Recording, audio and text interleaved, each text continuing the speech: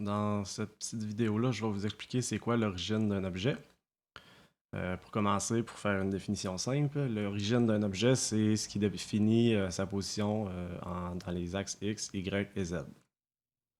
On peut voir aussi que c'est représenté par un petit point orangé dans Blender. Puis son utilité, c'est si par exemple je veux faire une rotation, on voit que ça sert de pivot pour les objets, pour les transformations des objets. Ça dans un instant. Premièrement, je veux juste vous montrer ce qui se passe avec l'origine si on s'en va dans le mode Edit. Fait que pour ça, je vais appuyer sur la touche Tab. Là, je suis en mode Edit. Tous les vertex sont sélectionnés. Donc, si je déplace l'objet avec la touche G, je retourne dans le mode Objet. C'est qu'est-ce qui s'est passé avec la localisation? On s'est rendu compte que l'origine de l'objet n'a pas changé de place. Ça veut dire que quand on édite un objet, on n'édite pas son origine, on édite juste l'information sur la position des vertex. Donc, si par exemple, j'ai changé accidentellement la position de l'origine, puis je veux la remettre au centre de l'objet, premièrement, je dois 2 secondes. Premièrement, je dois sélectionner l'objet. Après ça, je m'envoie ici, Object, Set Origin. Puis origine à la position du curseur 3D. Ça, c'est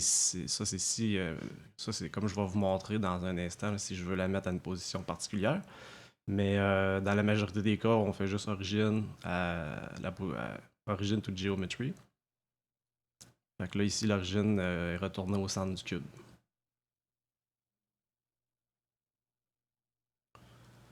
Puis là, on peut voir aussi que vu qu'on avait déplacé le cube, puis on a mis l'origine dans le centre du cube, ben là, on voit que justement l'objet et la localisation a changé, sa position.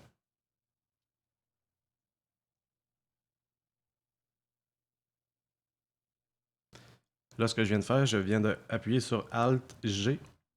Ça, c'est si je veux, parce que vu qu'on n'a pas appliqué aucun changement, si je veux, on va dire, resetter la position de l'objet, dans le fond, j'ai juste fait Alt-G.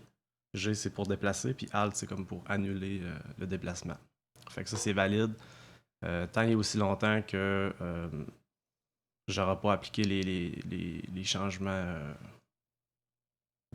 sur la position de l'objet, comme j'en ai parlé dans les vidéos sur le tour d'horizon de Blender. Ok, dernier point. Si je veux changer l'origine pour la mettre à une position en particulier, par exemple, si je veux la mettre...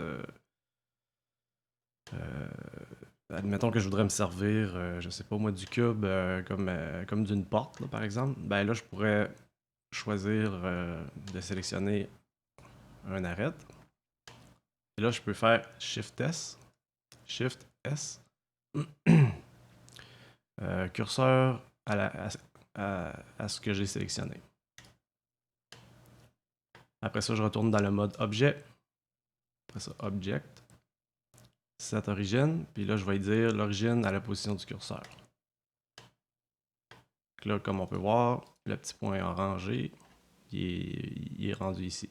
Dans le centre, quand on sélectionne un arrêt, un edge, dans le fond, ce qu'on sélectionne, c'est la moitié de la distance. C'est le centre entre les deux points. Bon, puis là, comme on peut voir, pour faire une petite démonstration, si je rotationne avec R, on peut voir maintenant que le cube, il se sert de l'origine comme pivot. Fait que pour une porte ou n'importe quel dispositif mécanique, par exemple une pelle mécanique qui pourrait être modélisée avec plusieurs objets, puis on peut mettre l'origine de chaque objet en fonction de où est-ce qu'on veut appliquer la rotation de chaque objet pour, mettons, animer la pelle mécanique. Fait que c'est ça qui fait le tour de ce que je voulais dire par rapport à ça. Donc, on va se voir dans la prochaine vidéo. Merci.